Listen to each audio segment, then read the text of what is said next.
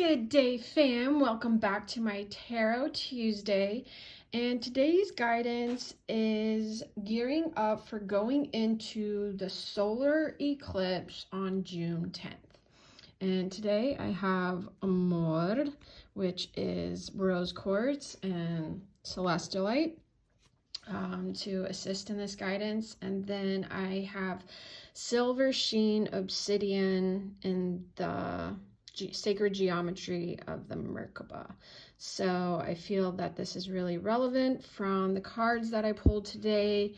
I don't pull the cards live because it just takes me a little bit longer to tap in, and everyone nowadays isn't really wanting to just wait while I breathe in and tap into the cards, because it takes me a little bit longer sometimes. It's not like, for me, it's like instant in this second, and people are wanting everything instant in this second, right?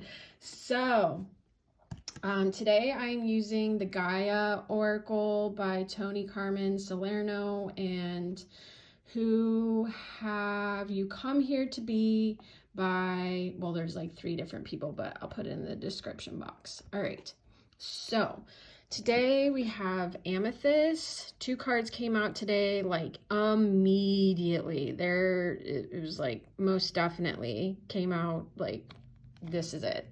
So Amethyst, and then the Message. So what I am really feeling is, oh, and then at the bottom of the deck, and I feel like this is really relevant, is Moonlight Goddess, repressed emotions, healing, and reflection. So I definitely think we are going through some reflection and gearing up into the solar eclipse. And what I am feeling from these cards is that if you have been working on yourself, and this eclipse is still, it's going to affect everyone a little bit different, right? But for those who have been working on themselves, you're going to feel the feels, but it's going to be, I don't want to say easier, but you will manage through it potentially a little bit faster. Because you've already worked through a lot of the heavy, dense energies. Now, for people who, are starting to work on themselves and starting to work through some of those heavier, denser energies, you're really going to feel this eclipse, and you're going to feel like you're in the thick of it. Now, that's not to scare you in saying that. It's just to give you guidance in what you can expect and to look for. And, we're not meant to do this by ourselves. We're meant to do it with people. And so that's why there are plenty of people out there like myself to assist you and guide you during these uncertain times. And like I was saying about the Merkaba, right? This really has to do with a few different things, but as above, so below. That masculine and feminine energy within ourselves and within the collective really coming into balance. So if you have predominantly been in your feminine energy, maybe not speaking your truth at times where you should, maybe just needing to take action towards something, you're going to be called to do that. Or the reverse, maybe you're more in your masculine energy. And this doesn't have to do with gender. This has to do with energy. So it doesn't matter if biologically you are a female or biologically you are a male. It doesn't matter. We all have masculine and feminine energy within us, and a lot of the times we carry one energy more than the other, and it's trying to find that balance. So if you've been in that masculine energy, now it's asking you to learn to receive and be a little bit more still and gentle. And if you saw my card reading last week, I talk about that. So if you'd like more information on that,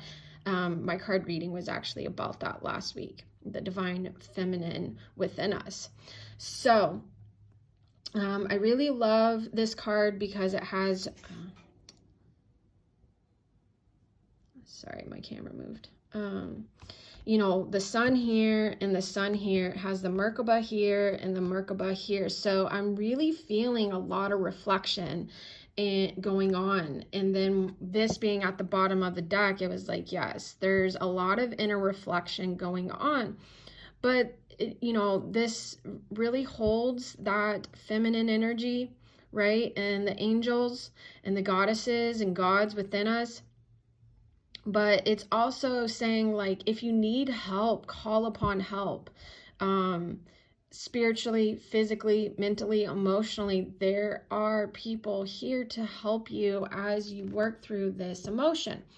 And the great part about this is to reassure you is there is always something positive after you work through that, right? In order to heal it, you got to feel it. And what else? So this emotion, I'm seeing this here like a wave. So it could be like a wave of emotions coming in. I also feel like this could be earthly stuff going on. And I say that because of a couple different things. One, in this card, I was really actually guided. Normally, I'm really drawn to this because obviously the light. This time I was really drawn to the trees, and in this tree, I don't know that you can see it through the camera, but there's a face. Maybe I can zoom in a little bit. Let's see. There's a face there. And so if you are in alignment with the earth elements, the fairies, if you love being in nature, this is really going to be important time to go into nature and really connect with the earth. Another reason why I'm saying that is because of the other cards that I also pulled that I'll get to in a second from the other deck. But connecting with the trees have so much wisdom. So much wisdom. So, you know, you can actually do a inner child, fun, playful thing and, you know, sit in front of a tree, hug a tree, ask for guidance from a tree and clarity. And I also just did a video, 3 tips on how to transform indecision into clarity. So I really feel too, we are going to start removing certain emotions that we have repressed, certain things that we have not been looking at within ourselves, or, you know, in our physical world too. And, you know, the trees are so sturdy, so stable, and, you know, they are so old and wise. So there's definitely, you know, for those who really feel that connection now, not everyone's going to feel that, but for those who do, there's going to be a message there for you. All right. Now, if you don't connect with the trees as much, just getting out in nature is going to be huge. And, you know, allowing for the receptivity of that guidance and that, you know, there are people here to help you. I can't emphasize that enough. That is also what I got from here is like, you know, if you do feel at home in nature, great. If you don't, then start connecting with people, because it's really going to be important to find your community, to find your tribe, or if you already have one, start reaching out to them, and not to feel shame, and to allow for, you know, to be vulnerable with them and to express yourself. The other thing that I picked up on this was that there was a divide, and never before, well, I can't say never, right? But in my lifetime, I will say, I've never seen so much divide and separation in our country, in the US. And if you start paying attention and start observing different tactics that are being that are manipulating people, it is causing a divide and wanting to separate us, wanting to separate the collective. But there is a deeper power here that is saying we choose to unite. We don't need someone to tell us when things are okay.